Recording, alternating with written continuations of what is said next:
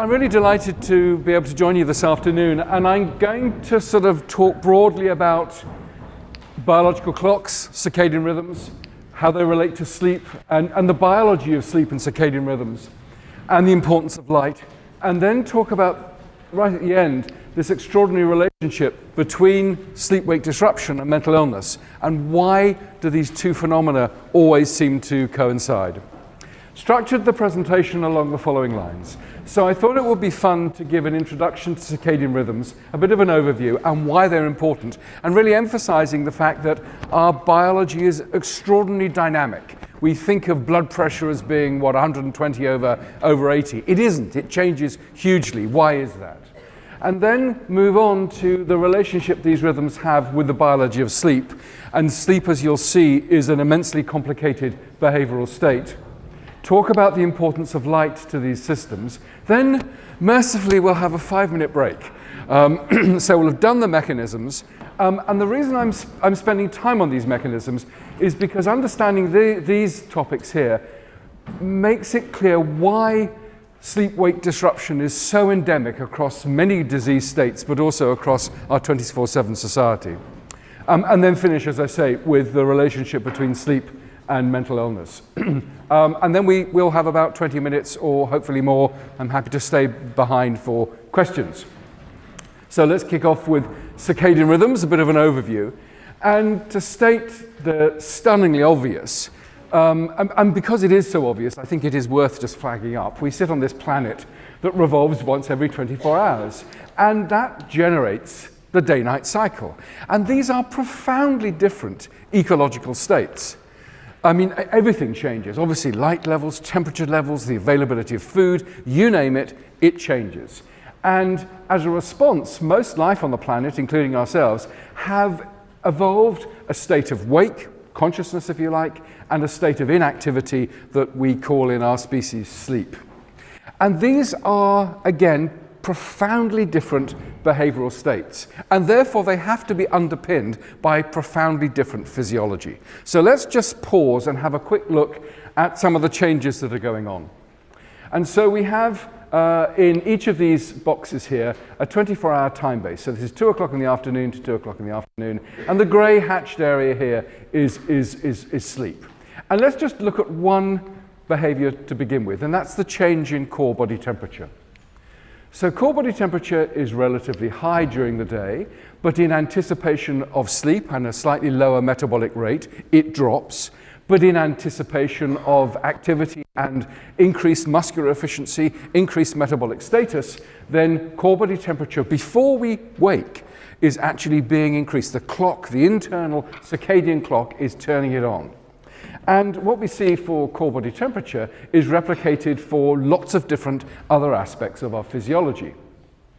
So whether it be blood pressure and alertness, and we'll look at those in some detail in a moment, sleep and the relationship to growth hormone is absolutely fascinating. Growth hormone is not only that hormone that allows growth when we're young, but is also critically involved in tissue repair and the repairing of damaged tissues. But if you don't sleep, there's this wonderful circadian regulation of growth hormone, but it's influenced by our sleep status. So if you don't sleep, essentially you attenuate your levels of growth hormone. And we'll come back to this briefly later on. Cortisol, that sharp rise in cortisol in anticipation of morning activity, and then of course sleep, the biggest, the most obvious of our 24-hour behaviors, which we'll spend time considering in a moment. I want to just emphasize the fact that we have an internal clock. We have this extraordinary structure at the base of the hypothalamus called the SCN, or the suprachiasmatic nuclei. And here we see lots of individual yellow dots. They're individual SCN cells. And what's turned out to be extraordinary is that you can take one of those cells out of most of the work, of course, has been done in mice, and you can look at that single cell in a dish, and it will show 24-hour oscillations in gene expression or electrical activity. And that showed us fairly early on that this clock is the it is not the product of cell-cell interaction, but it is a subcellular molecular process. In fact, it's a molecular feedback loop, and during the question time, we can discuss the nature of the clock in a bit more detail. In us, there's about 50,000 individual clock cells in this bit of the hypothalamus. They're all linked together to produce this master clock, this internal day within, which is critically important for regulating those 24-hour processes that we've touched upon. Now, this clock is of absolutely no use at all unless the internal day is set to the external world.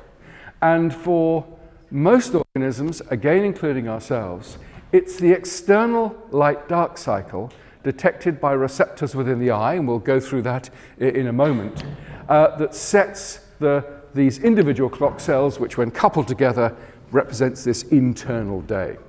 The classic mismatch between the internal day and the external world is jet lag.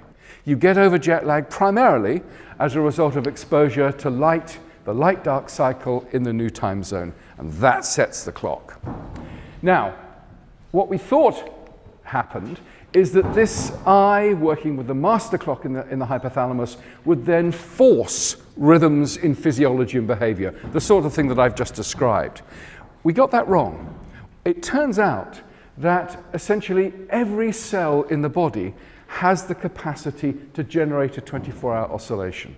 So it's not that this master clock in the brain set by the outside world is forcing rhythmicity on the rest of the body. It's actually coordinating billions and billions of individual cellular oscillators to coordinate rhythmic physiology. And just to remind ourselves, these are the sorts of dynamic changes that are occurring.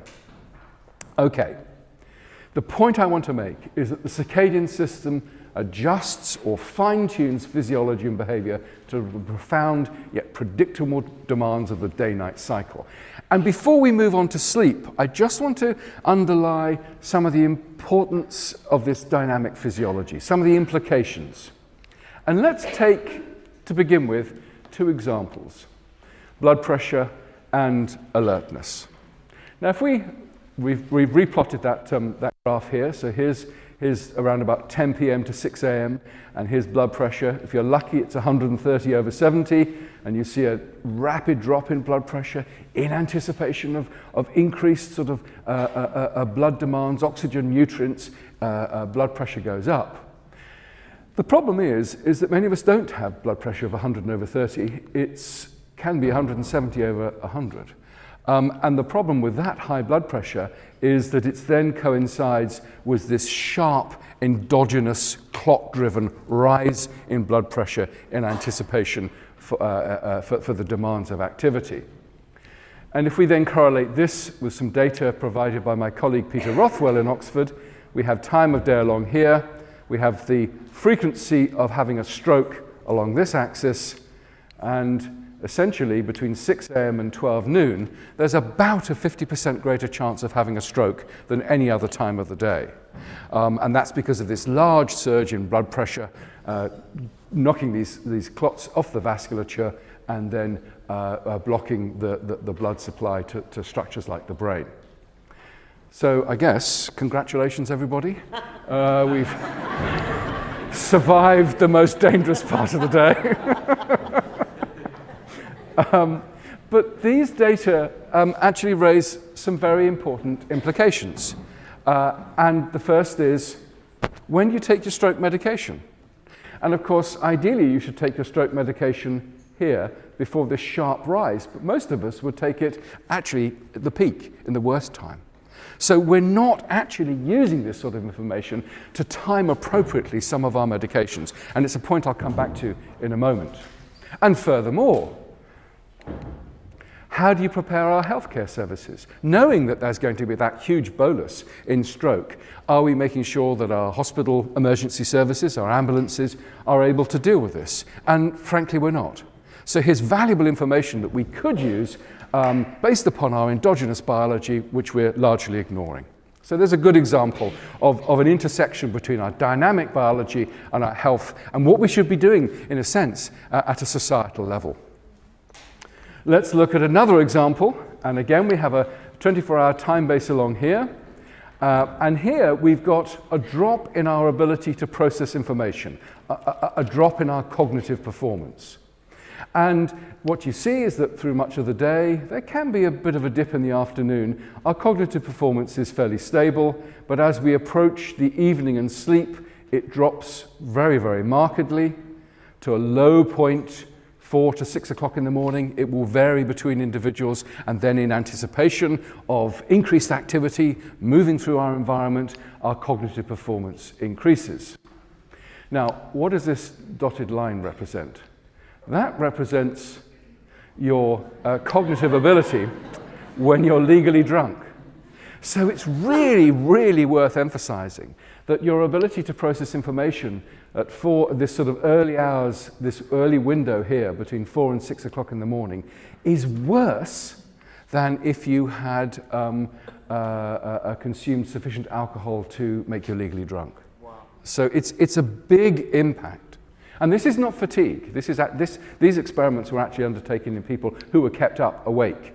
But we know this is not fatigue, just simply fatigue, because look, the clock is turning on cognition. Although these people have been awake longer than these, their cognitive abilities have gone up. It's a lovely example of how the clock is changing our ability to process information. So if you take nothing from this presentation, the fact that if you're driving a car at these early hours of the morning, your ability to process that information is worse than if you were legally drunk. And no great surprise, accounting for traffic volume, this is indeed the most dangerous time to drive a car. Okay, carrying on with the theme of dynamic biology, I just want to think about a little bit about circadian timing of drug delivery. We talked about this within the context of blood pressure medication. I now want to move on to a slightly different topic, and this whole area of Chrono therapeutics, timed delivery of a therapeutic intervention. And this is an old piece of data, and I've done this deliberately because I want to show you how long this information has been around. This is from 1960. This is mice, and this is the day when they would be asleep and the night when they would be active. They're nocturnal animals, of course. And they've been exposed to a bacterial toxin.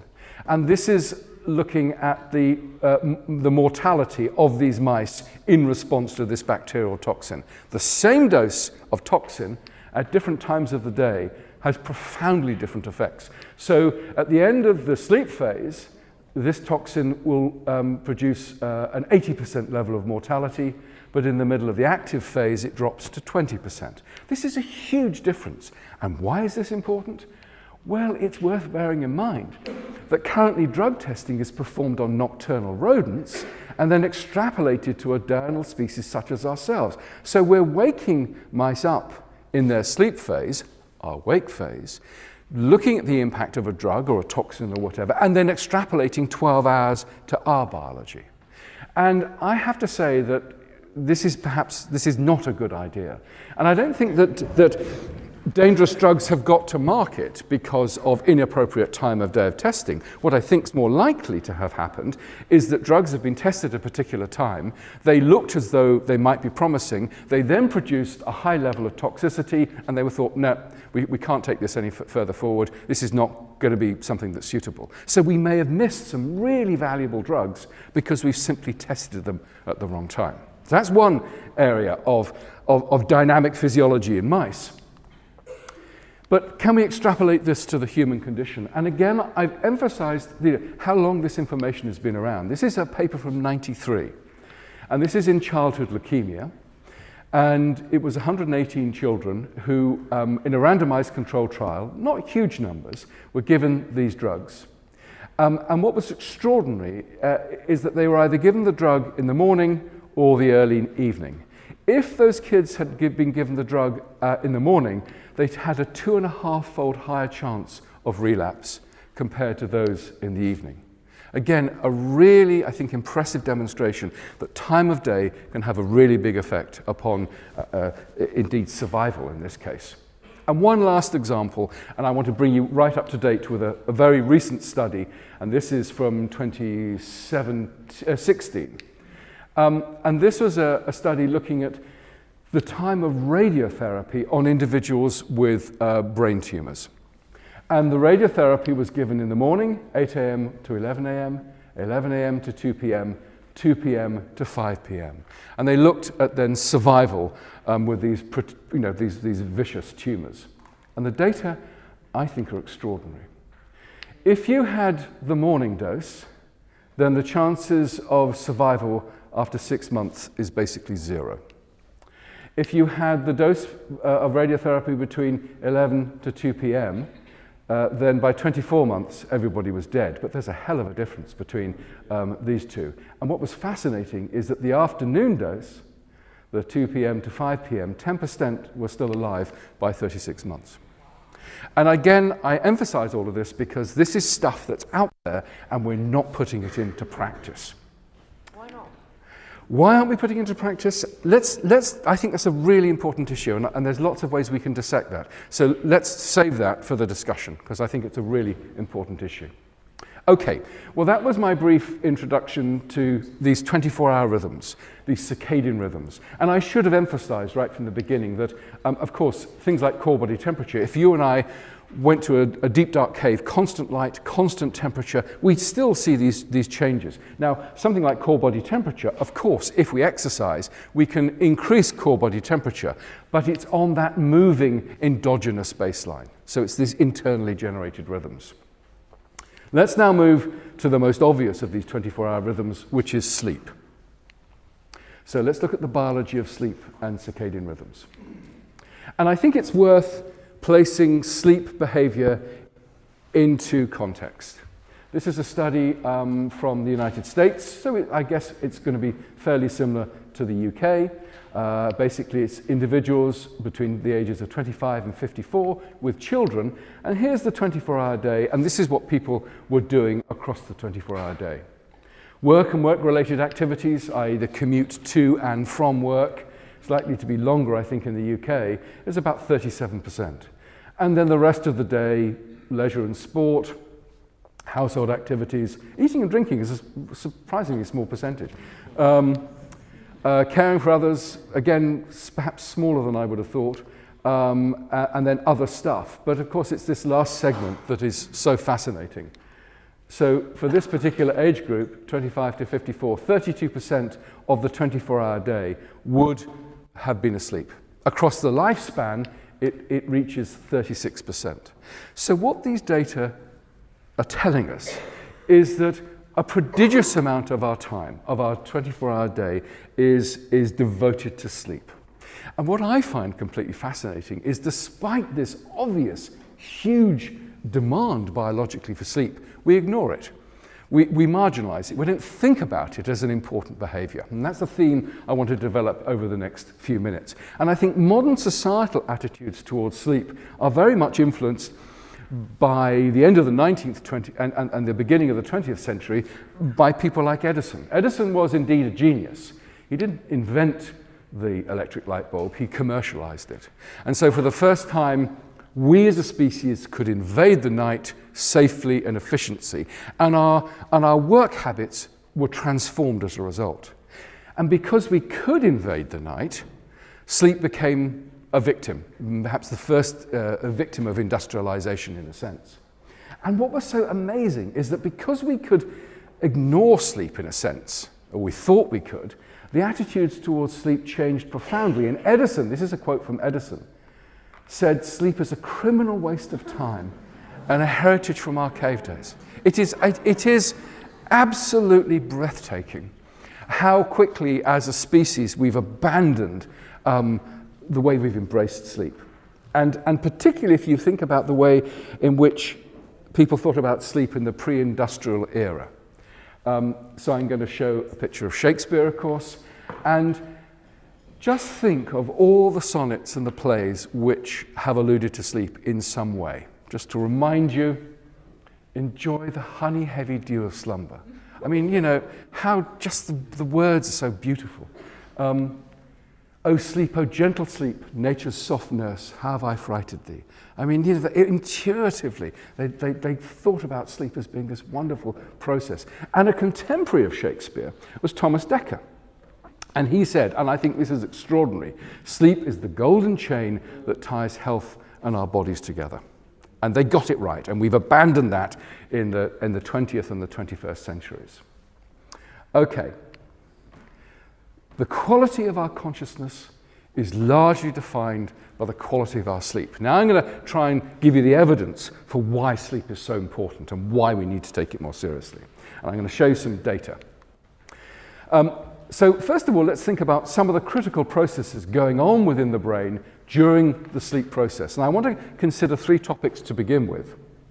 And that's the consolidation or the development of memories, the retention of experiences and facts, the processing of information, and indeed how the sleep status of the brain will profoundly influence the sorts of things that we remember. So, let's look at the first one, information processing. And this is one of my favorite studies by Jan Born's group, published in Nature in 2004. It's just, I think, a breathtakingly great study. And what we've got on this axis here is the percentage of the group able to solve a particular problem. And in the first group, he introduced the task to them in the morning, and then they were asked to perform the task that afternoon. And you see that about 20% of the group solved the problem. Okay? So the next group is introduced to the task in the morning. They performed it the following afternoon, but they were deprived of sleep all night. And you see that 20% got it. And so a nice control for fatigue here. Although these people were tired, more tired, they were no worse than the people that performed it on the same day. Of course, this is the interesting group here. Introduced the task in the morning, they performed it the following afternoon, but the full night of sleep, 60 to 70% got it. I mean, and a highly significant result. So if you want to come up with novel solutions to complex problems, a night of sleep can hugely enhance your capacity to do this. The brain isn't just offline, it's actually manipulating and processing information at a very profound level. Okay, so let's now look at the way that the sleep status of the brain will influence the sorts of things that you'll remember. And this is a study comparing individuals with one night of sleep deprivation, so they hadn't slept for 36 hours, versus normal controls. And individuals were asked to remember words with a different emotional content. Positive words were joy, happiness, love. Negative words would be hate, murder, Brexit, I don't know. So that was a cheap shot, I apologize. And then neutral words, and I had to go back to the paper to find out what a neutral word was, and they use words like cotton. I suspect if you come from Manchester or Lancashire, cotton wouldn't be a neutral word. Anyway, that was the kind of thing. So let's look at the ability to remember all of the words, whether they're positive, negative, or neutral, with normal sleep and sleep deprivation. And so no great surprise, there's an attenuation. There's a 40% reduction in one's ability to remember words generally. Now let's divide it up onto the emotional content of those words. The neutral words, there was a trend to remember fewer, but it wasn't significant across the group.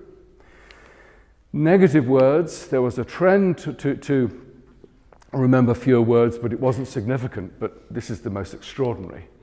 This failure to remember the positive stuff. And so, what happens is that the tired brain has this negative salience. It remembers the bad stuff, but it forgets the good stuff. And this is really important because, of course, if you're tired, it profoundly influences your view of the world. Okay. So in addition to these really important brain processing, there are lots of other things that are going on. Some very recent data on the removal of waste products from the brain, absolutely fascinating. First of all done in mice, and I think many of us were a bit skeptical, but there's some really nice studies in humans relating to the removal of beta amyloid from the brain. So beta amyloid is one of those misfolded proteins, and it's been associated with dementia and Alzheimer's. And it's been shown that during sleep, these misfolded proteins are packaged up and they're got rid of. And some very interesting studies looked at 24 hours of sleep deprivation in human subjects and showed that after only 24 hours, the levels of beta amyloid in the cerebral spinal fluid were up by 6%. So I wouldn't say that sleep deprivation is going to cause dementia or Alzheimer's, but I think increasingly we need to consider this as one of the contributing factors. I think some really interesting data. As I say, was a bit skeptical to begin with, but I'm getting more and more convinced.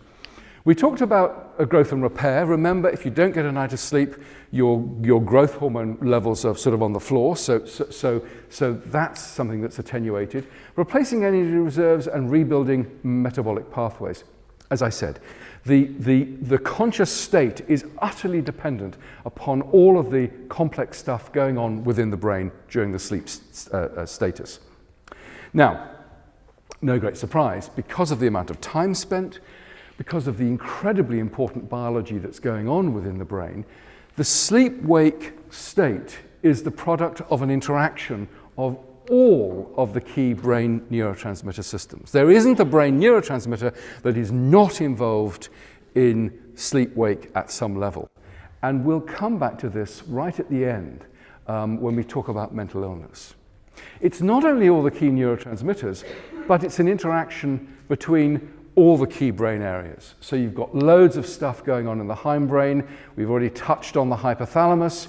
There's the midbrain, the flip-flop between REM and non-REM sleep going on in the midbrain, and then there's the cortex, which is largely the target for many of these signals to be either in the sleep or the wake status. So immense complexity. Now, in addition to that flip-flop between consciousness and sleep and all of that interaction, there are additional drivers. And this is what I want to touch on next.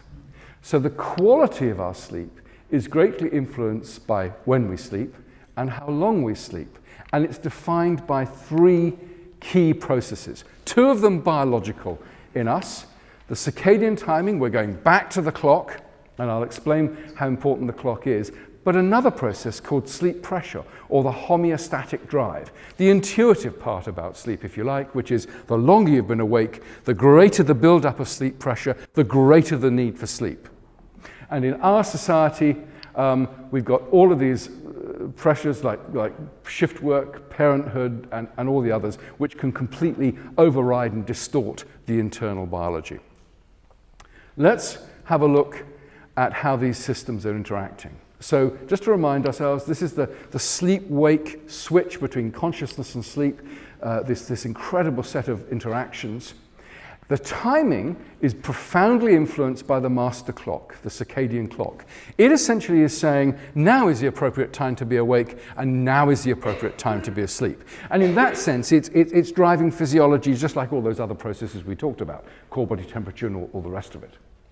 But it's not the only biological driver. There's this other driver, which has been likened to an hourglass, an egg timer.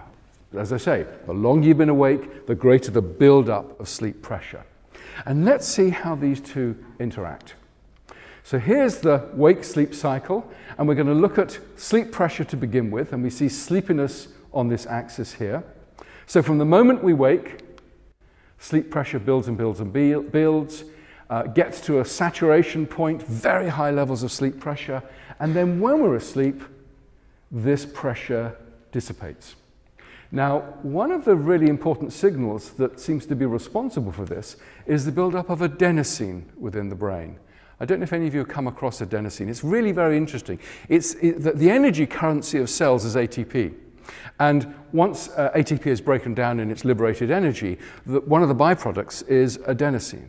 And so if you wanted a good marker of metabolic expenditure, adenosine would be it. And so anyway, you have this rise and this fall. Now, by the time we get to late afternoon, early evening, the sleep pressure is overwhelming. It's huge. So why don't we fall asleep? And that's where the circadian clock kicks in. So let's look at how these two interact. So here's a wakefulness drive provided by the master clock. So in the morning, the sleep pressure is low, and the wakefulness drive need not be high because the sleep drive is low. But as we go through the day and the sleep pressure builds up, the drive from the clock saying stay awake, builds and builds. And of course, the reason you don't fall asleep early evening, late afternoon is because usually the wakefulness drive of the clock exceeds the sleepiness drive from the circadian, from the sleep pressure. As we approach sleep, the wakefulness drive diminishes and we fall asleep somewhere around here. And then during sleep, the wakefulness drive is low. But as we approach morning and wake up, you see that the wakefulness drive exceeds the sleepiness drive. These data also explain why if we wake up at the beginning of the night, we can get back to sleep really easy, because the wakefulness drive is high and the sleepiness drive is high and the wakefulness drive is low. But if you're waking up somewhere around here, where the sleepiness drive is diminished and the wakefulness drive is kicking in, it's more difficult to get to sleep. It's not impossible, but it is biologically more difficult. This lot, as I said, is compounded by societal pressures. If you're a shift worker, for example, the whole thing is distorted. The whole sleep pressure and the wakefulness drive is completely out of kilter. So despite the fact you've been up all night and your sleep pressure is huge, you try to go back, you get home and you try and sleep, but the clock is saying, hang on, it's daytime. So you should be awake. And so these two systems are not working synergistically. And so daytime sleep, even if you're exhausted, is tricky because of the impact of the clock. Furthermore, we can influence markedly the sleep pressure by caffeine. The caffeine in coffee blocks those receptors that detect adenosine within the brain. So the reason coffee works is because it's actually blocking the receptors that make you feel sleepy. That's why you generally feel more awake after a cup of coffee. And of course, if you're drinking coffee, as we'll see later during the day, this can hugely distort, again, the sleep pressure and the circadian drives of sleep. They become, in effect, uncoupled. Okay, light. We've talked about light as being critically important in setting the internal clock to the external world. And I want to drill down into that biology in a bit more detail, but also emphasize that light is doing other things than just setting the clock. It's changing our levels of alertness. And it, as you'll see, seems to have a direct influence upon our mood and state of depression as well. So, let's consider the importance of light before we take a 5-minute break. So first of all, I want to give you a little bit of background. And I have to confess, this is something that I've worked on for 20 years, so I'm being utterly self-indulgent. The first point I want to make is that the eyes alone provide the light input to the circadian system. And I work very closely with blind individuals who've lost their eyes. In fact, we've got this fantastic collaboration with Blind Veterans UK, these individuals who've lost their eyes. And if you have no eye, you cannot set the internal clock to the external world. And talking to those veterans, it just brings a lump to your throat, because they are extraordinarily empowered and very... they don't want to be compromised by this. So their body clock is sort of waking them up at 3 o'clock in the morning. They think it's morning, so they go out and they start mowing the lawn, and it's completely the wrong time of day. So they've lost their sense of time because of eye loss. What's frustrating is that people like this, the Valkey Bright Light ear headset, and it's got various names. They've rebranded it to something else at the moment, but this is when it was advertised in the British Airways flight magazine. And they sell this thing saying that you stick this in your ears and it stimulates a photoreceptor within the brain. And actually, they've kind of corrupted some biology. It's not such a stupid idea. Within humans and mammals, we have no light sensors in the brain. Birds do. So there's this smell of respectability about it, but it's absolute undiluted crap. It really drives me crazy. So many people ask me about this. So yeah, I just want to flag that up for your attention. Okay, I've said that it's the circadian system is responding to light, and it's and it's via the eye. But what got me into this was an appreciation that the way that the circadian system responds to light and the way that our visual system is responding to light could not be more profoundly different. So in a sense, the visual system has to grab light from a particular position in space for you to make an image of the world. So I'm seeing a bright spot there that's impinging upon an area of my retina, which is then going to my visual cortex. The circadian system has no interest where that light is coming from. It's basically grabbing light from a 180-degree field of view. It doesn't care. Big difference, therefore. Another big difference is that the circadian system, and we'll drill into this in a bit more detail, is relatively insensitive to dim light, whereas, of course, the visual system is exquisitely sensitive to light. The circadian system is insensitive to short-duration light stimuli. So, for example, a lightning flash would not be perceived by the circadian system. Whereas, of course, the visual system, to work, can only be sensitive to short-duration light stimuli.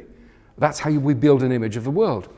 And then finally, what's called the integration time, the time at which you can collect light information and use that for the construction of a visual image. This is happening over the millisecond range for the visual system. But the circadian system, you can give the same amount of light extended over 45 minutes or squeezed into 5 minutes, and the clock thinks it's broadly the same signal. And the thing that haunted me when I got into this, I could not understand how the circadian system and the visual system were processing light with our accepted understanding of how the eye worked. How can the eyes perform these very, very different light detecting tasks? And so that's how I got interested in this.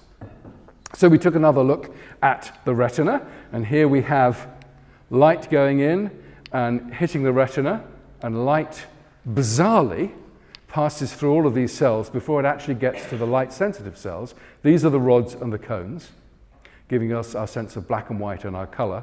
These are the first levels of where visual processing is going on. And then these are the ganglion cells, where the decision to respond to light is made, and then electrical impulses are traveling via the optic nerve into the brain. So that's our classical view of the visual system. And to cut a long story short, we started to try and understand how the eye could do these two tasks. And we started to work on mice with hereditary retinal disorders, mice carrying gene defects in which those visual cells had broken down. They had no vision at all. And what was truly extraordinary is that we were able to show that they could regulate their clock in response to light perfectly normally. It wasn't that they just had some residual capacity. They did it absolutely with no attenuation of sensitivity. So we thought, bloody hell, something's going on. We knew it had to be in the eye, because if you cover the eyes up, they couldn't respond to these this light-dark cycle. So what the hell is it? And we discovered that about 1 out of every 100 of those ganglion cells, those cells that form the optic nerve, is directly light sensitive. It has its own light sensitive molecule, and it's sending signals directly to the master clock within the brain. And so this has really transformed our understanding of how the eye works. And these cells are maximally sensitive to blue light. And some of you will be aware of this whole blue light discussion, and we'll touch on that in a moment. And it's mediated via a light-sensitive molecule called melanopsin, or OPN4. Melanopsin has got nothing to do with melatonin, and that's endlessly confusing. This gene was originally isolated from the light-sensitive cells of a frog, the melanophores of a frog, hence its name melanopsin. It's endlessly confusing. And anyway, we were able to show that this gene is expressed in those light-sensitive ganglion cells. It's a lovely picture showing these are the cell bodies, and these are the fibers, and they form this like photosensitive net encompassing the arc of the eye. And that's, of course, why you can detect, it doesn't really matter where the light comes from, it's this net. They are exquisitely pretty cells, and I'm sorry, indulge me here, because I think they are so lovely. And these are those light-sensitive cells. So it's these cells that are allowing us to entrain our clocks. Okay, that's mice. What about humans? And in 2007, we discovered a lady who had a genetic disease and had absolutely no vision whatsoever. And you can look at the eye using a range of techniques, and it looked as though there were no rods and cones. So I asked Farhan Zahidi, who was the clinician. He gave a seminar and he was talking about this lady. I said, Farhan, what's their circadian rhythms like? What are their sleep-wake cycle? Are they getting up and going to bed at the same time every day? He said, well, I don't know. I'm an ophthalmologist. Why would I ask? It's a damn fool question like sleep. And anyway, we did a whole bunch of studies on these individuals, on 2 individuals in the end, and discovered, yep, there really were no rods and cones, and they had, again, these specialized photosensitive retinal ganglion cells using melanopsin peaking in the blue part of the spectrum. So we are indeed like mice, as in so many cases. Okay, so that explains why the visual system and the circadian system responses to light are so utterly different. Okay, so let's now bring this back into the real world. How much light do we actually need? And of course, we're exposed to a huge diversity of light intensities in the environment, often measured using the term lux. And to sort of give you some sense of this, here's moonlight way down here at 0.01 lux. Candle at 1 meter is 1 lux. Museum display case sunset is about 50 lux. Office and home lighting is 300 to 400. In the home, it's often much less than that. Near a window, you get about, on a sunny day, about 3,000 lux. Shade outside is 10,000 lux. And even in the UK, you can get up to 100,000 lux. I always remember that wonderful phrase in Bill Bryson's book, I think it's Stories from a Small Isle. He said, living in England is like living in a Tupperware box. I just said, absolutely brilliant, and because it's an opalescence. Okay, but what we've got here is that those rods are allowing us to see in black and white at these really low levels here. The cones are functional in this range here, but those photosensitive retinal ganglion cells are much less sensitive to light. They need longer light and they need higher light to shift the clock. And it's worth just emphasizing, of course, that we spend most of our time in environments like this, maybe 400 lux, usually less, perfectly okay for our color vision. And so lighting design has been dominated by, can you see well? But this is not enough light for the robust entrainment of the circadian system. So in many ways, we are a circadian light-deprived species. We spend most of our time inside, and I'll show you some examples of that in a moment. It is complicated, and the lighting industry, we're in endless discussion with them because they say, well, what should we do? What lighting, what human-centric lighting should we be designing? And the short answer is we don't know yet, because the intensity, as we've touched on, is really important. The duration, how long the light exposure is, the wavelength, the color of the light, as we'll see in a moment, the time of day is really important. What sensory task? Is it regulation of the clock versus levels of alertness? And we'll touch on that. Light history. If you're somebody that works outside versus inside, the thresholds change. And indeed, there's good evidence that the clocks of young people are more sensitive than the clocks of old people. So all of that is emerging, but yet to be integrated into a proper plan of human-centric dynamic lighting. Okay, but let's cut to some data. I think the first point is that we may inadvertently make the problems of sleep disruption worse by providing a weak light-dark signal to the clock. And this, I think, is spectacularly illustrated by light in the nursing home. This is work by a colleague in the Netherlands, Aus van Summeren, not us. It's a beautiful paper. This is perhaps the most depressing image you'll see for some time. This is 2:20 in the afternoon in a nursing home, and the light exposure is 20 lux. I mean, these are dim light conditions. And what Aus did was increase the light in the day areas to 2,000 lux and actually make sure the bedrooms were in darkness. And so this is an example of the light banks he installed. This is before light exposure, so this is about 200 lux on average, and we saw this is activity, and you see that it's a sort of kind of a messy rest activity cycle. After increasing the amount of light in the day areas, this is the same person. Look at that. Beautiful consolidation of the sleep-wake profile. But perhaps the most exciting thing is that patients who were showing mild dementia and an improved sleep-wake stability improved their cognition by 10%. So part of the cognitive impairment that you're seeing in the elderly may well be disrupted sleep-wake timing.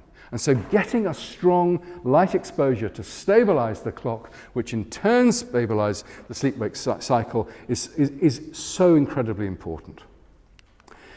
So we've talked about artificial light and natural light. So do you actually change the timing of the clock with artificial versus natural light? And this is a study by a mate of mine, Ken Wright, who's at the University of Colorado. And what he did, I mean, this is the wonderful experiment. He took a bunch of students and he looked at them for a week, you're looking at their daily routine, work, social activities and all the rest of it. And then he took them camping up in the Rocky Mountains for a week, and they were only exposed to natural light. And the data here are shown. So what he did was monitor their activity with using one of these little devices. And this is when the individual was active on consecutive days, and this is when they were asleep. And this is the level of light when they were in their home environment. So it's quite a lot of light, a lot more than many of us would experience, about 934 lux. And this was for the first 2 hours after they woke up in the Rocky Mountains. And that resulted in a 2-hour advance of the clock, illustrating, I think, really very importantly, how different natural light is, bright natural light versus artificial light. And it can influence one's sleep-wake timing. And it's something we'll come back to again in a moment. And it's not just light intensity, as I said, it's the timing of light exposure. This is a paper that we published last year, I think it was it last year? Can't remember. Led by Kate Pochette. And in a sense, I'll just show you in cartoon form the data. So this is a light-dark cycle. Here's dusk, here's dawn, and this is a cartoon of roughly when somebody is asleep on consecutive days. Now the key point is that if you see light at dusk, what that will do is delay the clock. It'll mean that you'll go to sleep later. Whereas, of course, if you see light at dawn, then it advances the clock. It makes you go to sleep earlier. So under normal circumstances, the clock is being delayed at dusk and advanced by dawn. So we're more or less on cue. And that, of course, explains how we basically get up and go to bed roughly at the same time as these seasons expand and contract. Now, the problem with some groups, and this is a study that we did, so getting light exposure at the right time is critical. We worked on a bunch of students. This is when they're asleep. So they're sleeping through dawn. They're not up. And so they don't get the dawn signal, which would advance the clock. But you know what's coming. They're missing dawn, but they're getting quite a bit of dusk light. And of course, it's the dusk light that delays the clock. So by failing to get both a dawn and a dusk signal, that has delayed the clock and predisposed them to going to bed later. So part of the chronotype, whether you're a morning type or an evening type, depends upon whether you've had more dawn or dusk light. Also influenced by genetics, and we can discuss that during the discussion period. But the timing is really important. And of course, it means that if you are a late type and need to get up earlier, what you can do is set your alarm clock, and it's brutal for a few days. Get out, expose yourself to as much light as you possibly can, and you will advance the clock. So you can do something if you are an extreme late type. Should we be worried about these ebooks before bed? If you read some of the press reports, these ebooks are completely screwing up our circadian rhythms. And that's nonsense. And let me show you the data for that. This is, and actually, I'm good friends with this group at Harvard. But boy, their press office did a huge disservice, because when this paper came out a few years ago, they said, oh, read an ebook before you go to bed, completely disrupts your circadian rhythms. Well, let's look at the data. So what they did was look at an ebook on its highest intensity, 31 lux. Now, we've already said that's not a lot in the scheme of things. So we should be a bit sort of sensitive already. And they compared it with the amount of light reflected from a print book. So there wasn't much light. The protocol was extraordinary. They got people to look at an ebook for 4 consecutive hours before bedtime on 5 consecutive evenings. So not a fairly substantive hit. So, and then you look at the data, you say, oh yeah, big difference here and here. But you've got to look at the axis. What it did was delay sleep by 10 minutes. And it had a tiny effect upon the REM versus non-REM sleep. As one of my colleagues rather angrily said at a meeting recently, this may be statistically significant, but it's biologically irrelevant. And I think it is. And why it's dangerous, of course, is because it's not the light coming from these electronic devices, it's the alerting effect of the content. And so people are now saying, oh, well, it's no problem. I can use my ebook, or I can use my iPhone or whatever into the early hours of the morning, and it's not going to affect my clock because it's on really low. It's not that at all. It's the content that's keeping people awake. Okay. It's not just the impact of light on the circadian system, but as we've sort of touched upon, but light is doing other things, not least on the effects of alertness and sleepiness. And I think this is really important data as well. So what we've got in this set of experiments is this is midnight to 6:30 a.m. in the morning, and individuals were exposed to 2 different intensities of light. This makes them more sleepy, and this makes them more alert.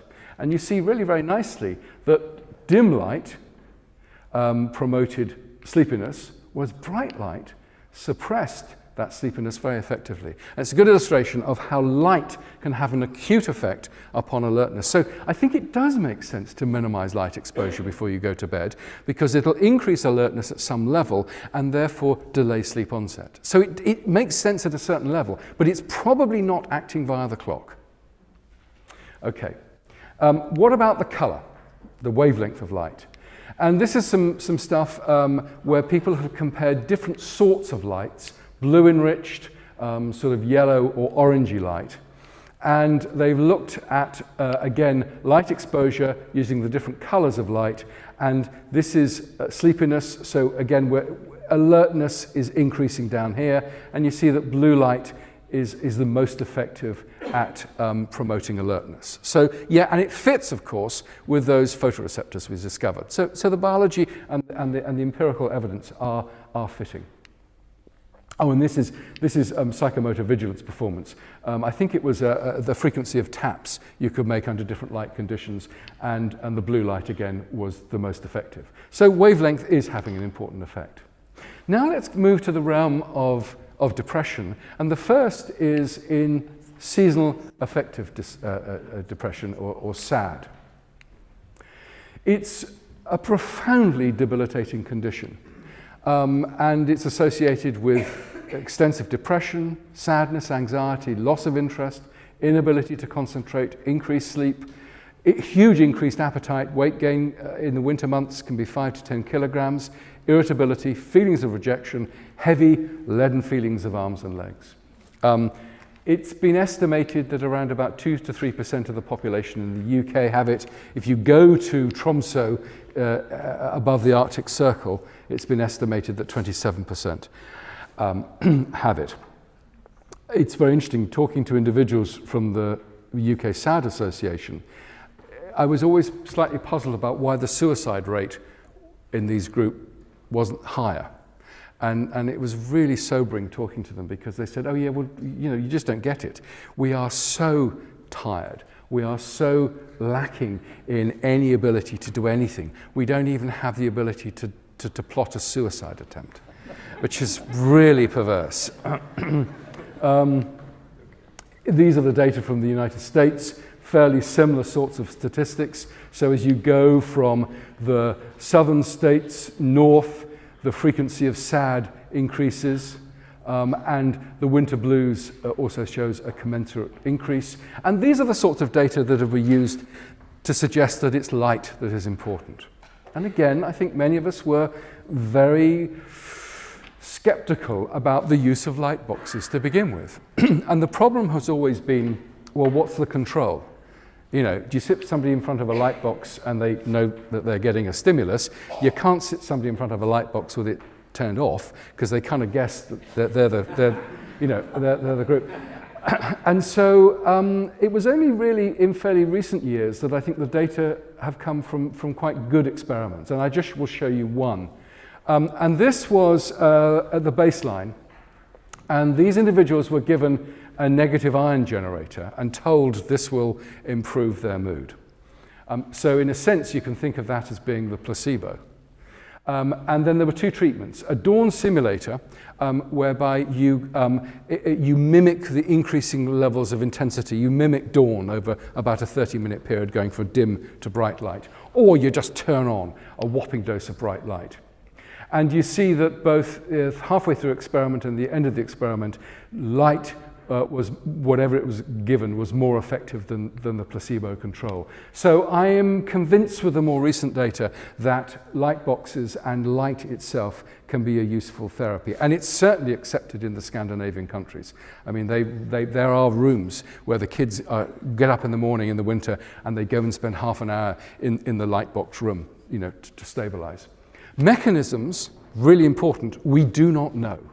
And it could be via stabilization of the circadian system, or it could be as a result of direct effects upon serotonin, brain serotonin. We really don't know.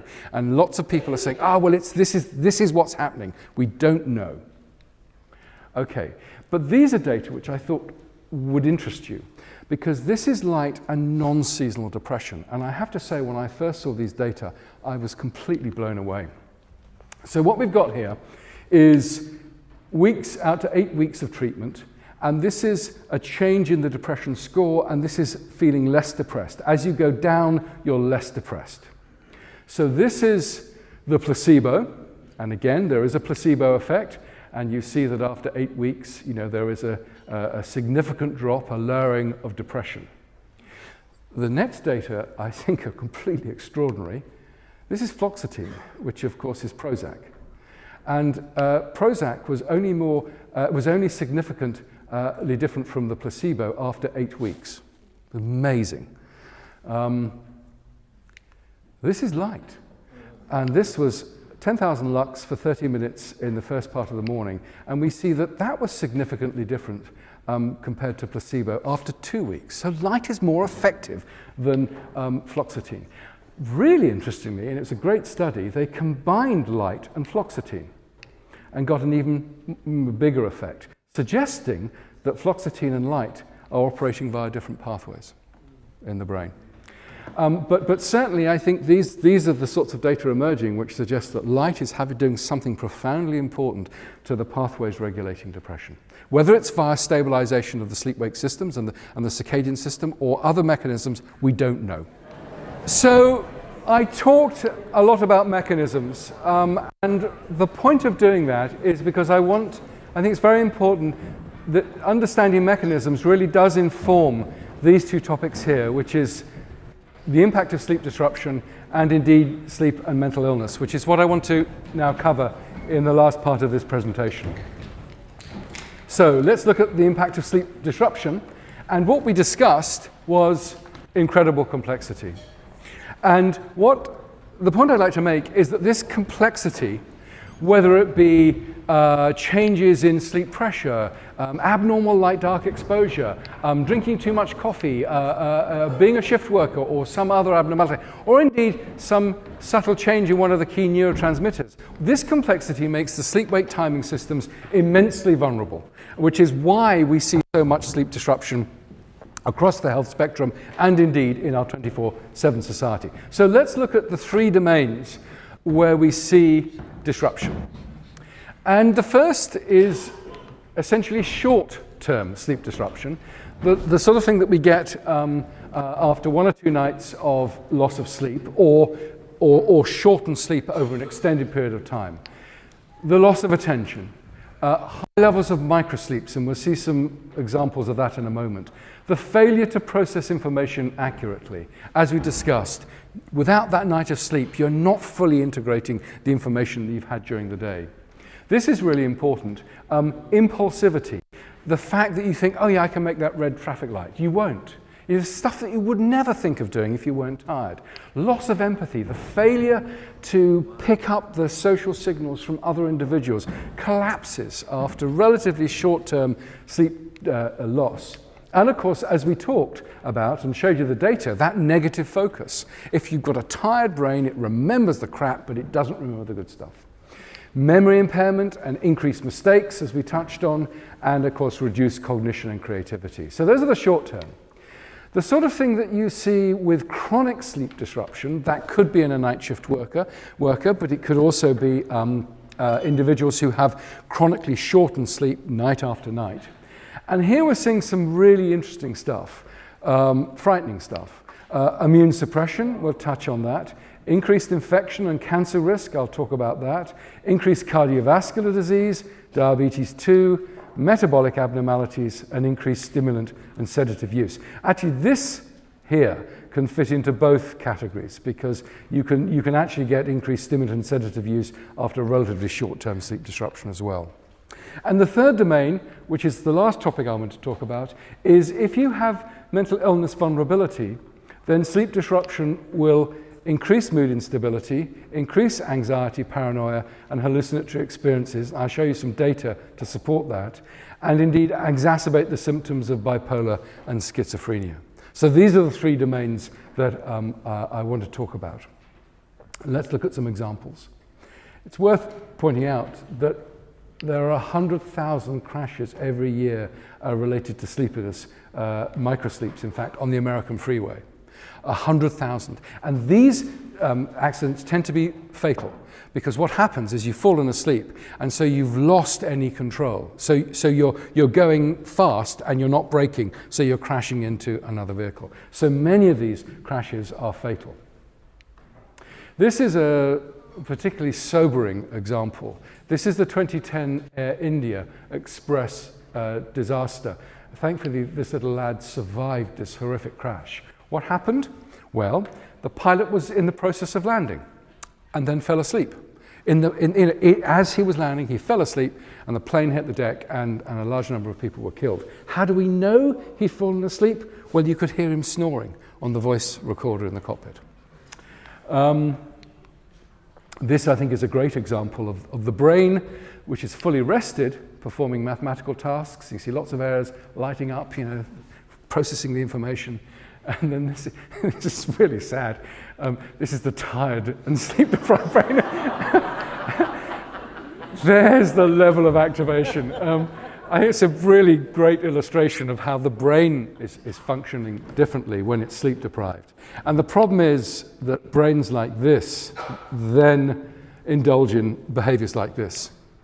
So the alarm clock will wake you up. And this is a slide designed for students, so it's 7 o'clock, which is sort of kind of early for a student, but not for many of you, I know. And then the second thing this tired brain will seek out will be stimulants.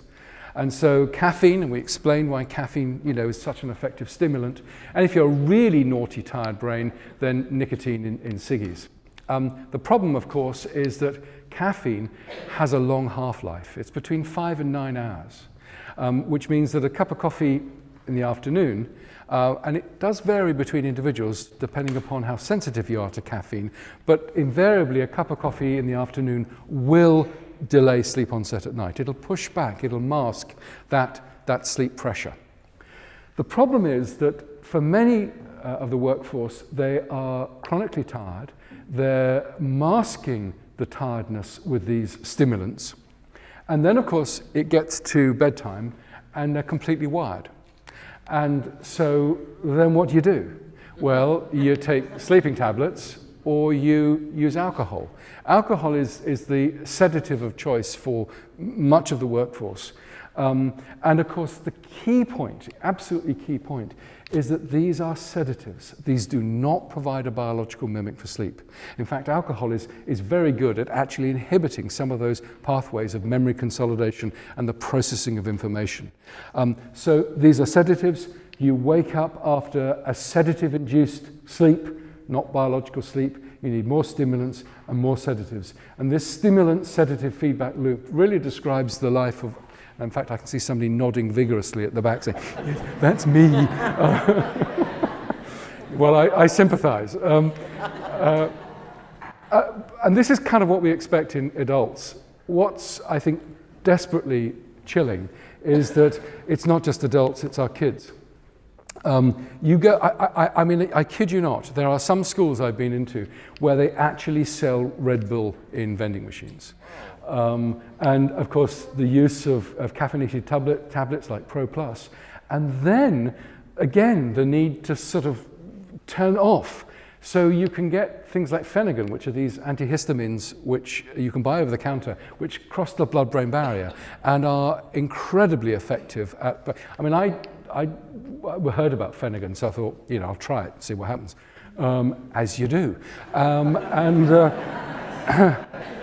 And I tried it on a Friday evening, and I was wasted for half a Saturday. I mean, it really did affect me very badly. And these are things that are available and kids are taking, or they're stealing parental alcohol. I mean, just to put this into a really serious sort of context, I spoke to a young lady who's 13 in a school in Liverpool a few years ago.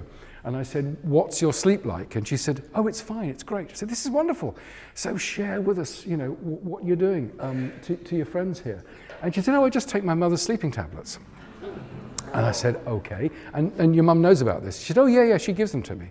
And I said, well, how do you manage the next day? And she said, well, it's not great, but after about 3 Red Bulls, I can get going. Here's a completely developing plastic brain at the age of 13. And we don't know what the impact of these stimulants and sedatives will be. But I think it's a really serious issue. This is a really fascinating area that's emerging. And I was talking to somebody at the interval about the relationship between sleep and appetite and metabolism.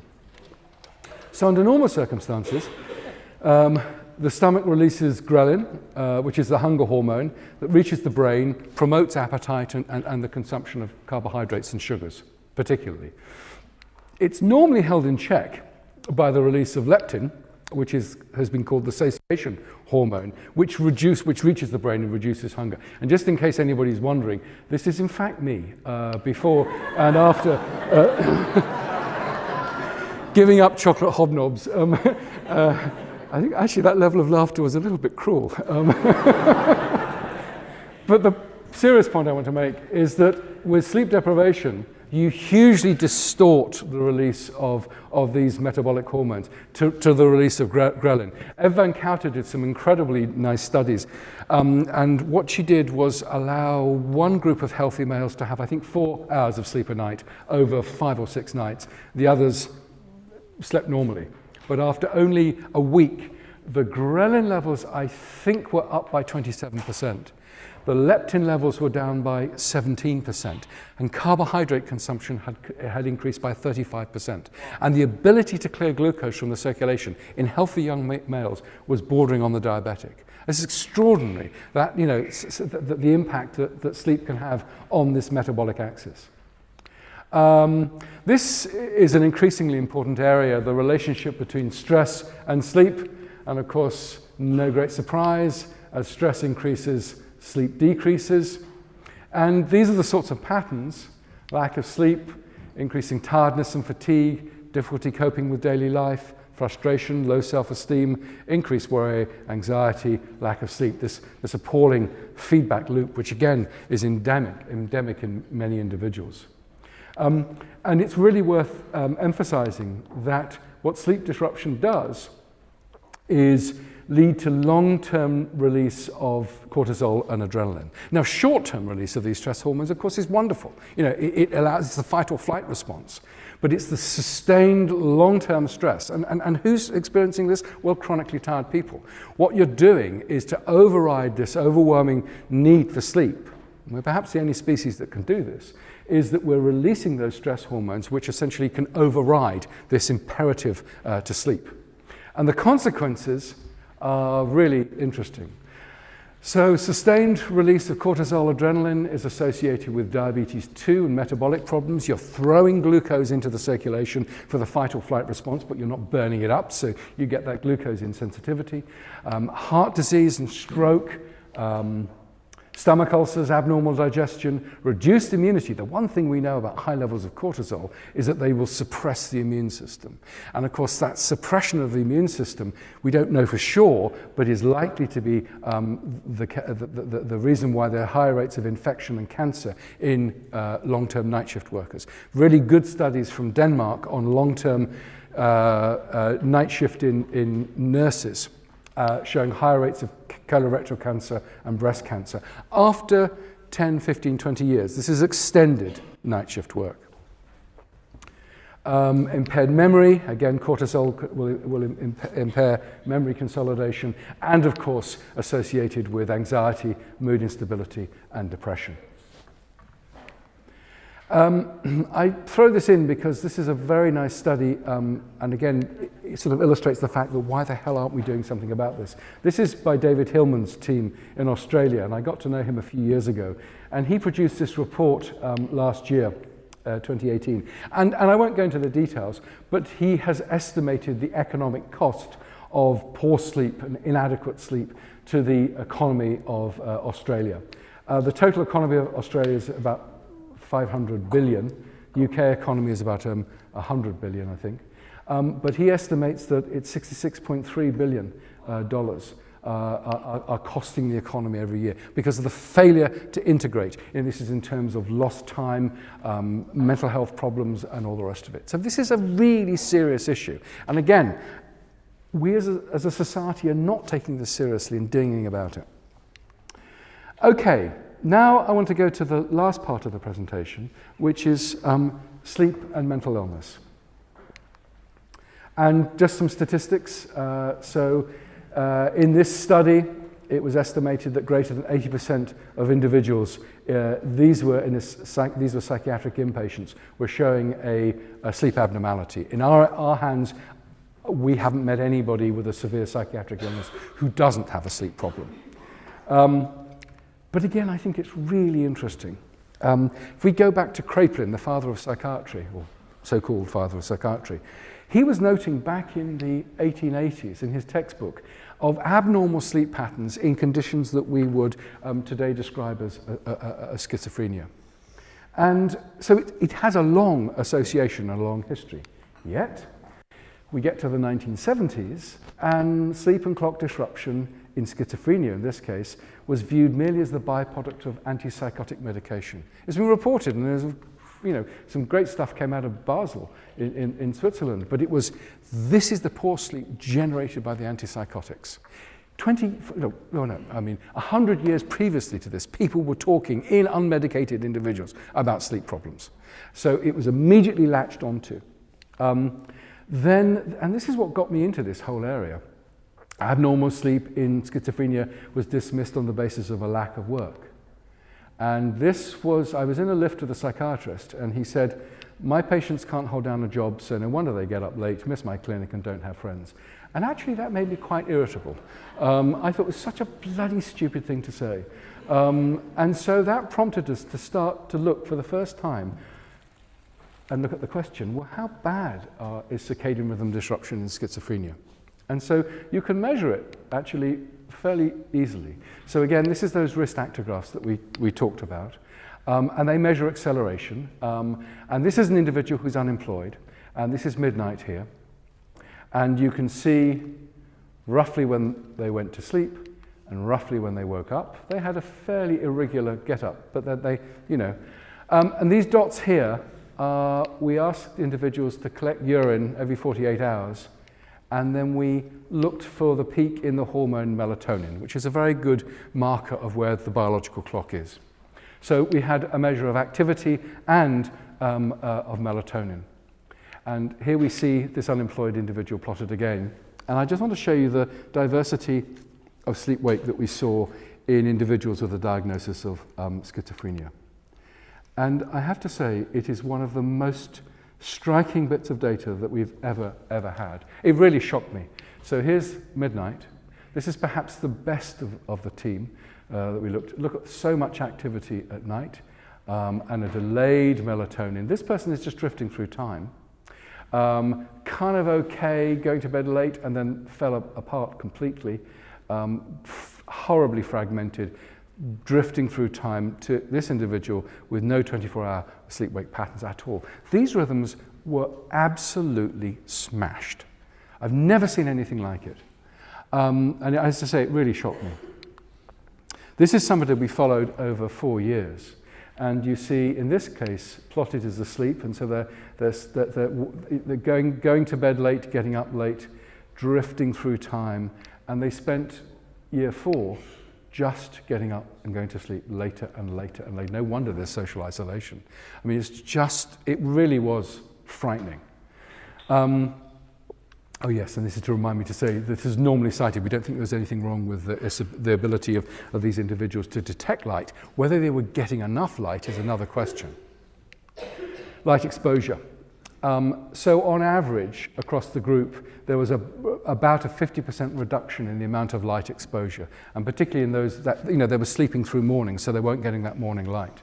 And so I think part of the problem could be a very abnormal and weak light signal to consolidate sleep-wake timing, which provides us with a potential intervention here, try and stabilize sleep-wake. And in summary, I won't go into the details, it was a long paper, poor subjective sleep, fragmented sleep, delayed offset, longer sleep, you name it, it was a complete mess.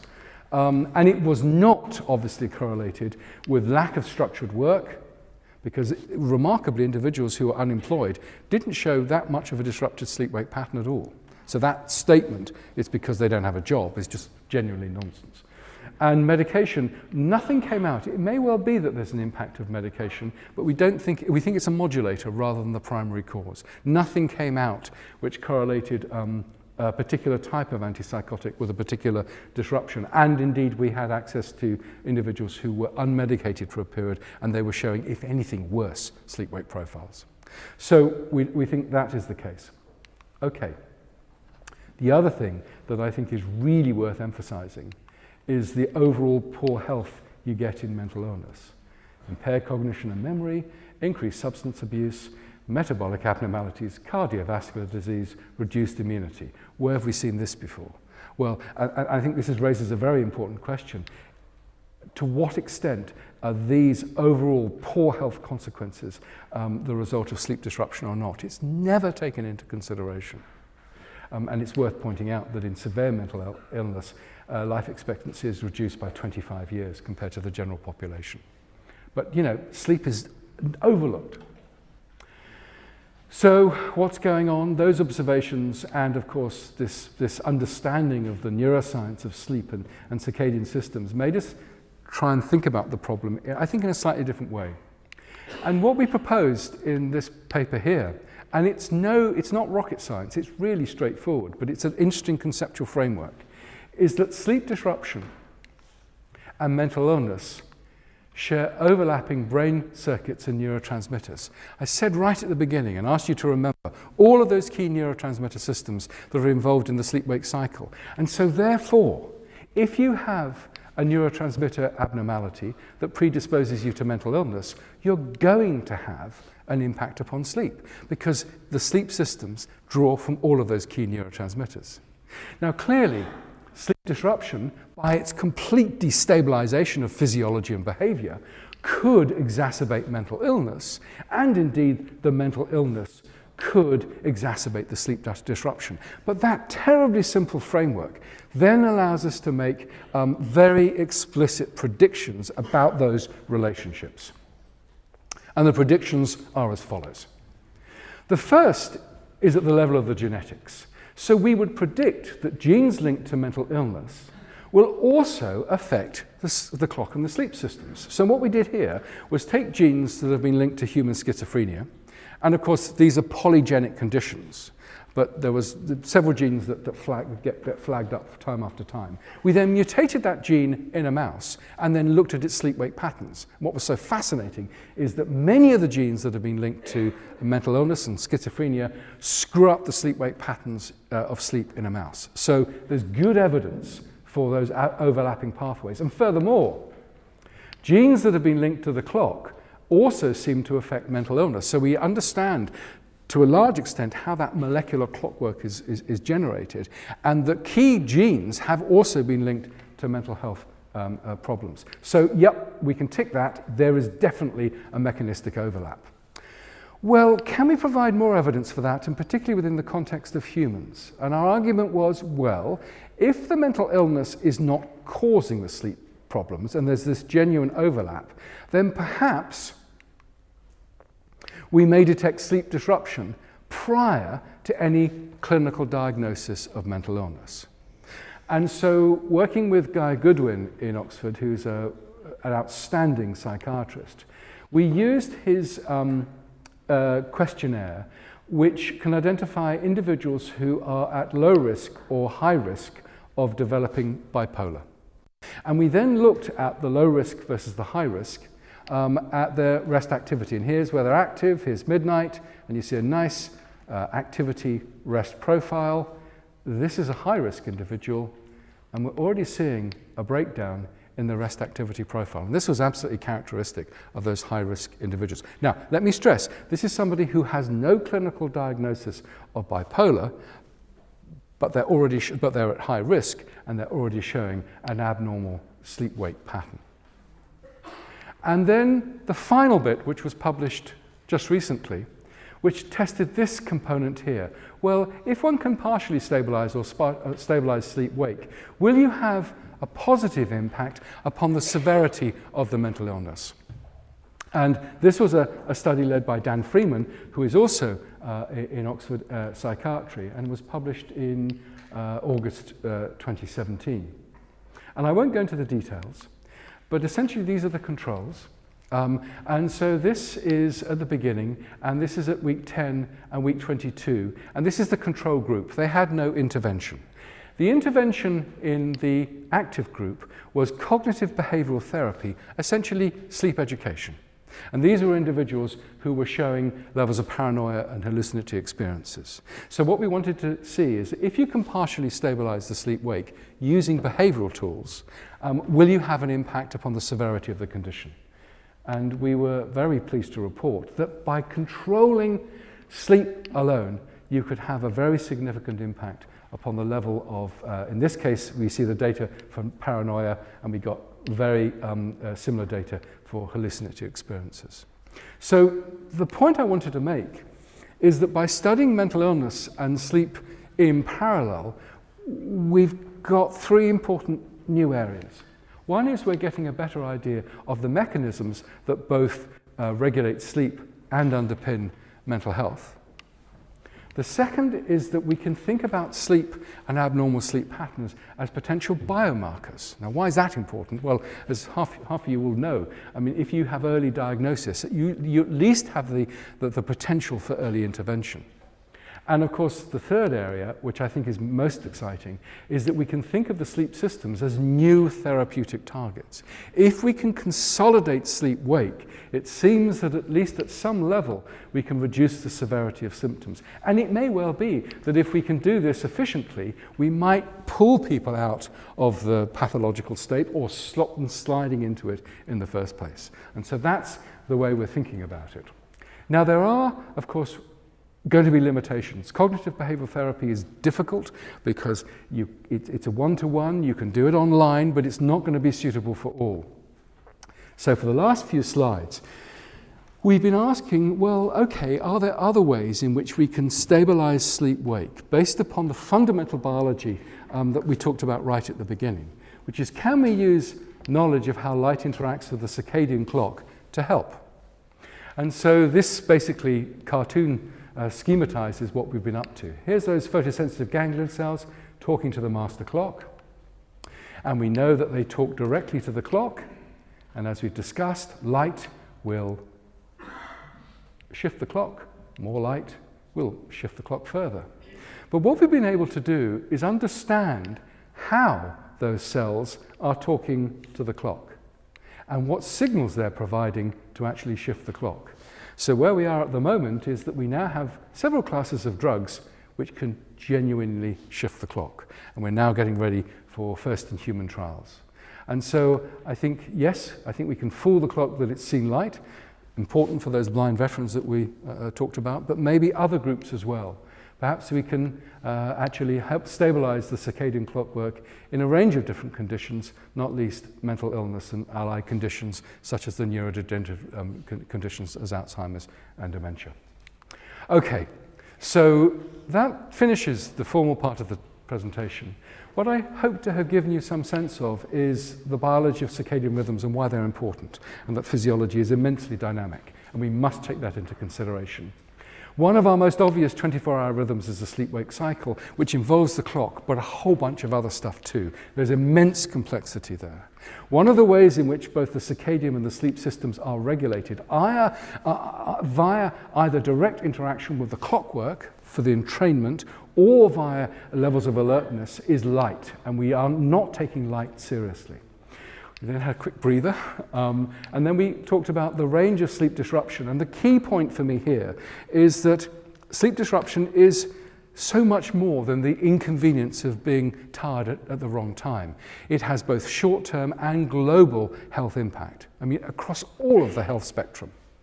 And then finally, in the special case of sleep and mental illness, what's going on? Well, I think we've got a very straightforward conceptual framework to think about the relationships. And there's going to be a genetic component, of course, to this. There's going to be a mechanistic component. And indeed, and anxiety, and all of these things are feeding in. But I think by understanding these systems, we can maybe think of some new interventions that can reduce the severity or maybe even deflect people out of those severe mental health states. We'll see. It's a state in progress. So thank you for your attention.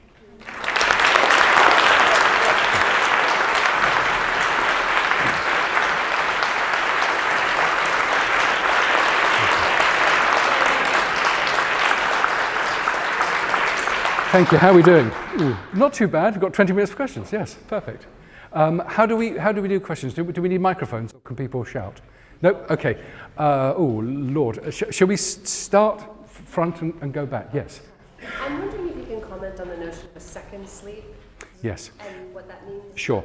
So the question is, what we think about today is a constant 8-hour block, and you'll read in books, people say, you've got to get your 8 hours. Well, that's actually somewhat misleading. If we look at sleep in the pre-industrial era, and we look at societies now who don't have electricity, then you see that sleep can be either biphasic or polyphasic. So some lovely studies from South America have shown that there's a dusk, a 2-hour settling down, a sort of a quiet period, a 4-hour consolidated block of sleep. You wake up, you wander around, you interact. You then have another 4 hours of consolidated sleep and then a slow 2-hour transition out. So the idea that we have to have a solid block of 8 hours is not true. What's happened is that we as a society have compressed the sleep episode, so it's in a sense we're forced to have it as a single block. But naturally we probably were polyphasic, this second sleep. And I think that's really important because so many people will wake up in the middle of the night, early hours of the morning, think, oh, well, that's it. I may as well start having, doing my emails, having a cup of coffee and all this. And that isn't the case. You just probably should get out of bed, go to somewhere quiet, keep the lights low, do something that's relaxing, and then when you're feeling tired, go back to bed. And the key thing, as this lady was saying here, you don't get anxious about it. As soon as you start to get anxious, you've lost the battle. So I think, and humans, I think, are much more like the rest of the animal kingdom in that sense, which is also shows a much more polyphasic sleep episodes. Yes. Countries that have a siesta, for instance, like their anxiety. Yeah. So the question is, what about countries with the siesta? And that's really interesting. And Spain has been studied in this regard. And I'm going to talk a little bit about naps, because this is where napping can hugely influence sleep-wake timing. So what happens, of course, is that there can be a 1 or 2 hour nap in the height of the day, which kind of makes sense in that society in the pre-industrial era when it was very, very hot to be outside. What that will do, of course, is push back the sleep pressure hugely, which means that you will have delayed sleep at night. And of course, what's characteristic about Spanish culture is that you have, you're eating well in 10 o'clock, the kids are still running around. And so you then have a relatively shortened night period. You're waking up probably a bit tired. You go through and then you have your long 2-hour nap. So that's how the siesta is incorporated into that society. In terms of depression and all the rest of it, I don't know, I don't have data on that. But where we do have data is with teenagers. So what happens with teenagers is that they're going to sleep late for a whole variety of reasons. Part of it is their light exposure, part of it is their development. And so they're going to bed and they're then getting up, forced out of bed, very tired. They struggle through the school day, they then get home and then may sleep for 2 hours. And of course what that does is push back the sleep pressure hugely, which means that they're delayed going to sleep that night. And so you have to be very careful about falling into that sort of long napping sort of a feedback loop. Because the later you go to bed, the more tired you are, the longer the nap you need, and that can be very counterproductive. So the next person, yes. And shout, because I may not necessarily see you from the, yeah. So you talked about the sleep disruption and the effects of that. Do you know how mums with young babies deal with that? Because that's a biological law to have that disruption. No, it isn't. Now let me explain what I mean by that, because this, and I do not understand why this is not widely known. If you think about it, we've shifted from the extended family to the nuclear family within little more than a generation. And if you look at all other primate societies, care of the infant is extended across the family. What we've done in the space of 30, 40 years is put childcare is usually dependent upon the parents, and it's usually one parent, and that's the mother. And so the mother is now expected to do what her biology has never been evolved to do, which is take sole charge of the offspring. And it's completely unreasonable for that as an expectation, because when the mother was tired previously, there will be a sister or an aunt or a mother who will be around to disseminate childcare across the family group. And we've lost that, and I don't understand why people, young mothers particularly, are not told that, because then there's enormous guilt, feeling I can't cope. Well, biologically, you can't possibly cope with those demands. It's really fascinating. Yes, and so in that sense, yes, you can. That's where naps can be very useful. But again, short naps. So the evidence suggests that the 20-minute nap is very effective and very useful. Longer than that, you go further into deeper sleep, and the recovery from that can make you really rather groggy. So a short nap is good, and that's when you can give the child to somebody else to look after, as we've done for all of our evolutionary history, as the rest of the apes have done. Now, I'm sensitive to the fact that there's another one over here. Yes? So I wanted to ask you something a little bit more geographical. Now, to live in a very mobile society, people tend to move to a lot of countries, and they tend to be north. So for me, moving from Bulgaria to the UK also moved north, which if you look at the south map, you have a much Yes. proportion. So has that been looked at? Okay, it's interesting. So the question is, within the context of SAD, if you go from the south to the north, are you more likely to have SAD? And the answer to that is yes. So there is very strong evidence that people who've grown up in Florida, when they go to the northern states, have actually then developed SAD for the first time.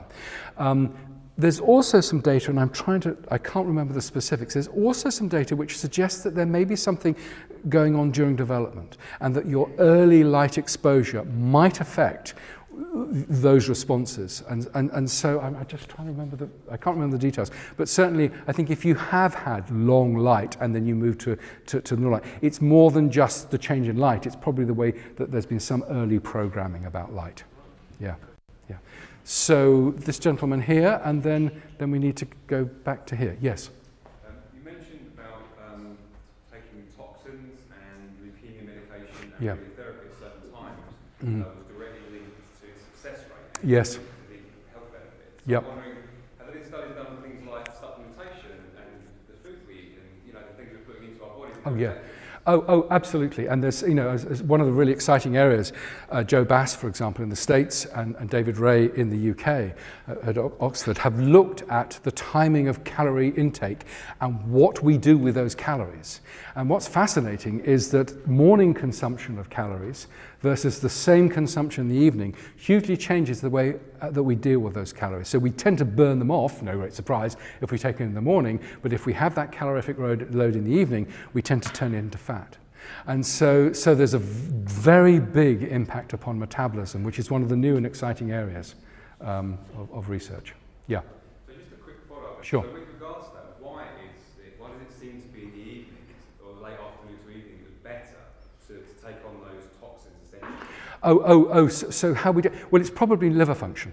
And so certainly with the mouse studies, the assumption has always been, well, the liver enzymes that detoxify are turned on during the active phase, the dark of the mouse, and are turned off when the animal would be asleep and not consuming. So it's a good illustration of how the clock is compartmentalizing our biology to the tasks that it's expecting to do. Yeah, and so with the anti-cancer cells, anti-cancer drugs, many of them are designed to kill dividing cells, but they don't discriminate between a tumor and a liver cell. And so one of the arguments seems to be that you are minimizing the toxicity of anti-cancer drugs by giving them at the time window when the liver and the gut are not undergoing cell division. So you're a healthier individual and more able to deal with the tumor yourself and use the anti-cancer drugs to augment your ability to consume. And so, it impacts upon the immune system and all the rest of it as well. But it's a good question because we don't absolutely know. There are some still important questions about why these drugs are having a different effect. Yeah. Now, I'm sensitive to the fact that we need some people at the back. Gentleman there. I think last year we studied the cortisol spike in the morning. Oh, yeah. What that is for your energy today. And she's saying that her research does seem to show that you should get daylight, you go for a short walk. Yes. Early in the morning. Yes.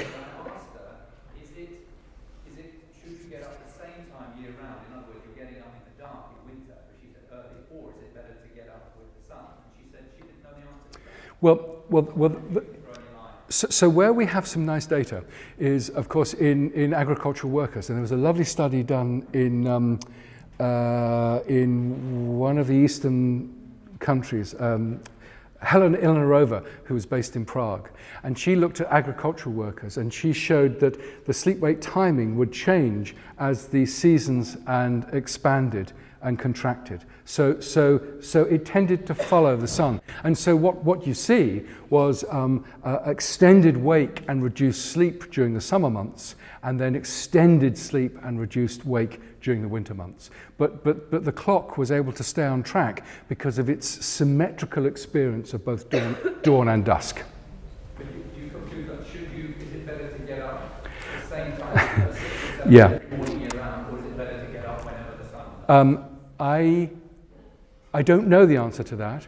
My suspicion would be that we are so masked from sunlight that so many of us are commuting to work in the dark and then in dim dark offices that during the winter months the clock is going to begin to drift through time, and whether you should supplement that with morning light exposure, these light boxes, I think is a very interesting issue. And I know it's improved the mood and the sleep-wake timing for some individuals. So I can't really fully answer your question, because we live in the real world.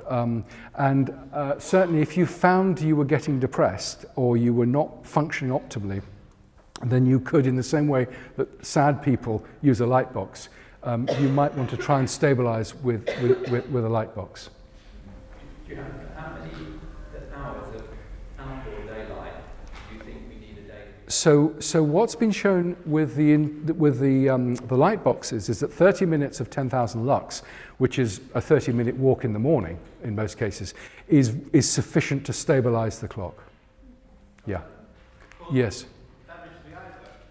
No, in fact, because bright sunlight is 100,000 lux.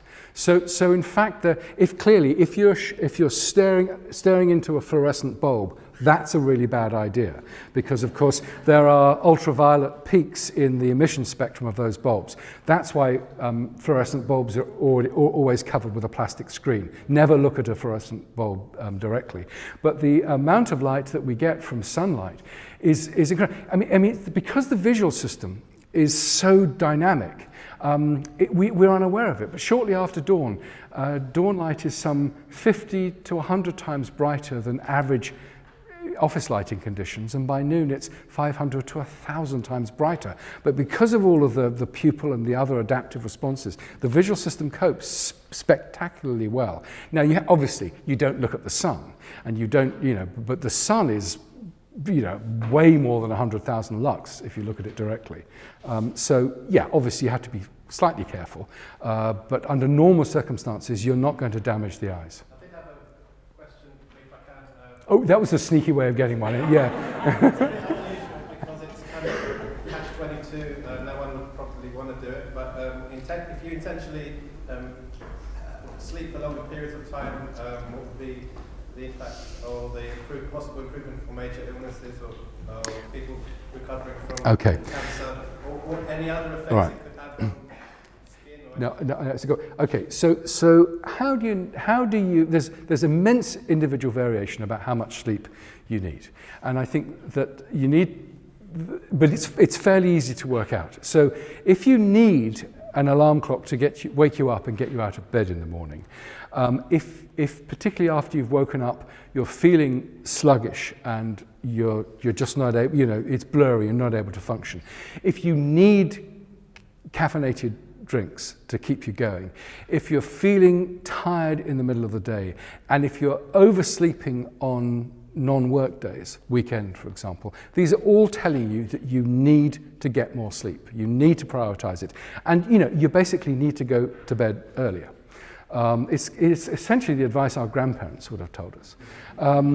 And so what do you need to enhance your chances of going to sleep? Well, the bedroom. I mean, there's some very dodgy practices in British bedrooms.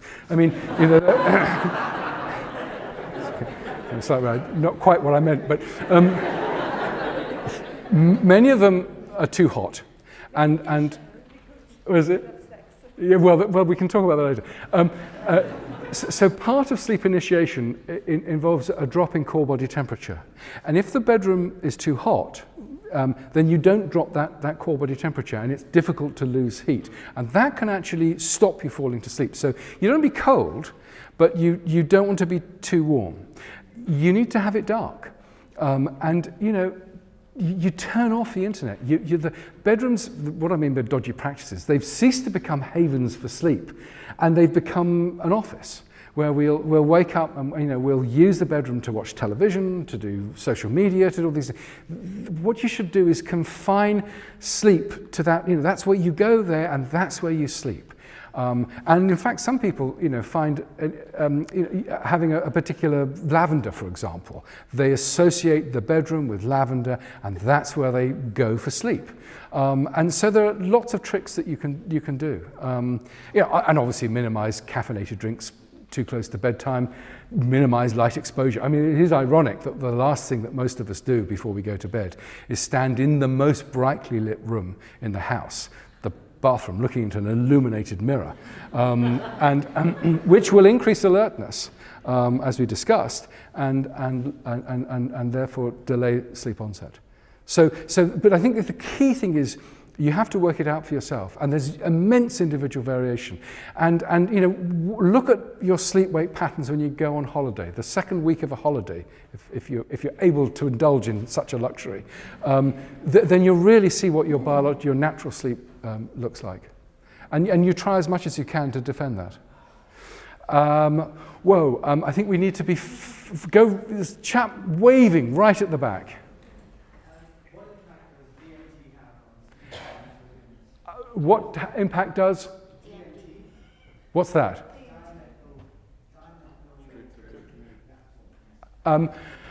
Well, I don't know the data on that, and so I'm sorry, I can't comment.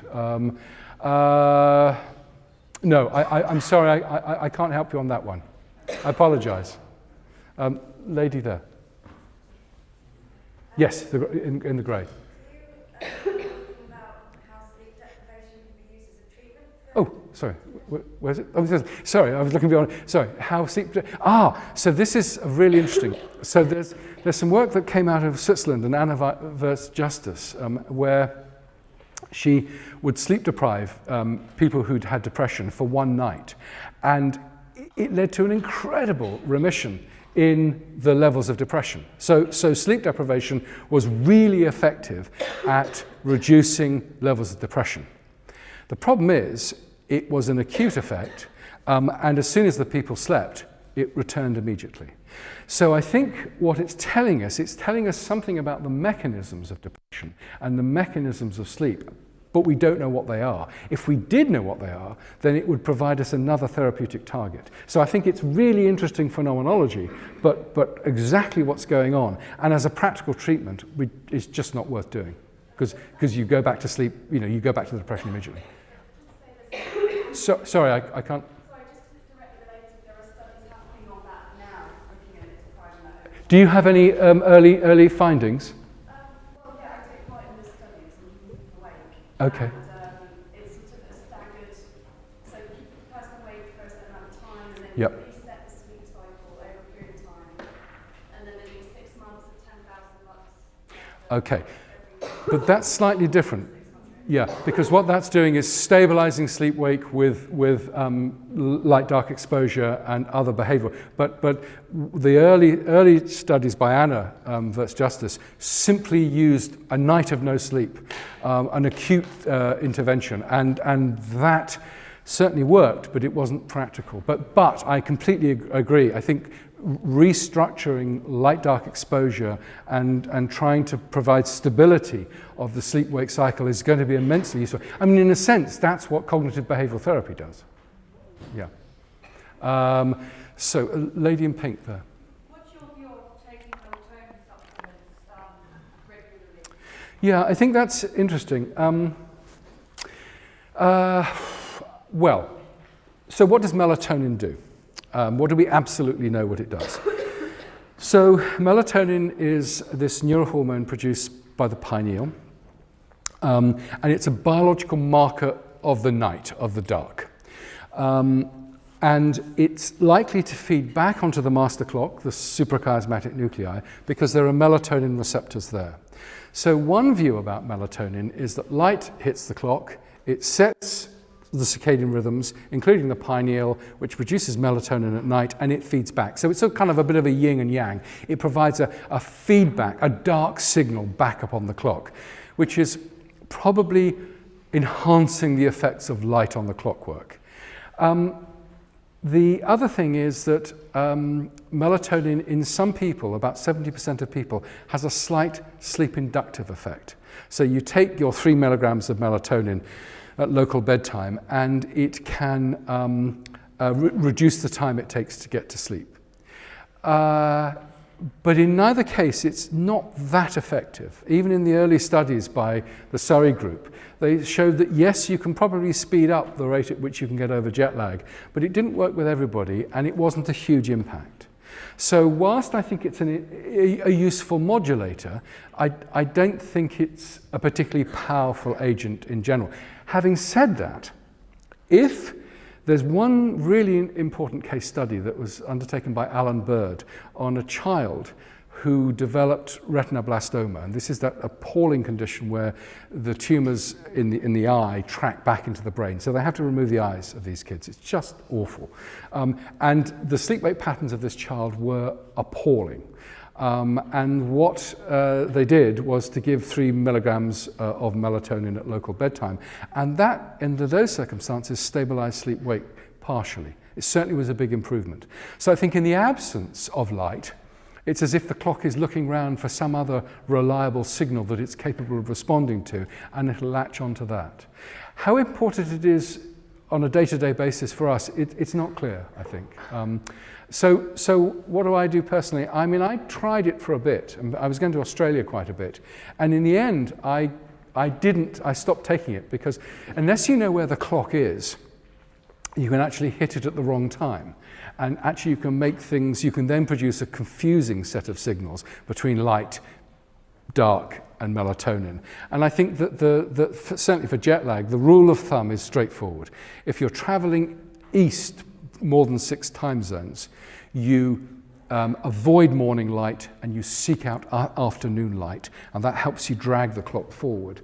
And if you're traveling west, you seek out light, and that's, as a rule of thumb, the easiest way of dealing with it. And the other thing where I'm slightly uneasy is that with self-medication of melatonin is very like serotonin, and I'm always slightly worried that it might interact with those serotonergic receptors, which might alter mood. There are some anecdotal reports that melatonin in some people can increase levels of depression. So, I kind of avoid it unless you really need it. I mean, the other thing that's quite interesting is that there's Provigil, modafinil, which was developed for narcolepsy, this condition where people uncontrollably fall asleep. And this is an alerting compound, and was developed for these individuals, and that will increase daytime wakefulness and reduce daytime sleepiness. The problem is that has also been used to promote vigilance in long-term night shift workers and various other things. And that's where I begin to get, again, a bit worried about the long-term use of these drugs. Okay. Gentleman at the back there with hand up. Yes, thank you. It's gratifying to know that I've done a lot of work on this and it mirrors what I've been doing. The question I've got is similar to travelling east-west. Given to its own devices, how long do you think it takes to adapt the circadian rhythm? Yeah. My travel east-west, it takes me about a week. Yeah, we know that. I can answer that with precision. It takes about a day for every time zone you've crossed. And that is it. So of course, and in fact, I was just talking to a colleague the other day. Said, "I've got to go to Australia. What do I do?" And I said, "Well, how long are you going to be there?" He said, 2.5 days. I said, "Well, forget it. I mean, don't even worry about adapting. Just sleep when you can. And if you're dealing with any important meetings, you're going to be overly impulsive. You're not going to process information appropriately. So don't sign anything under those circumstances."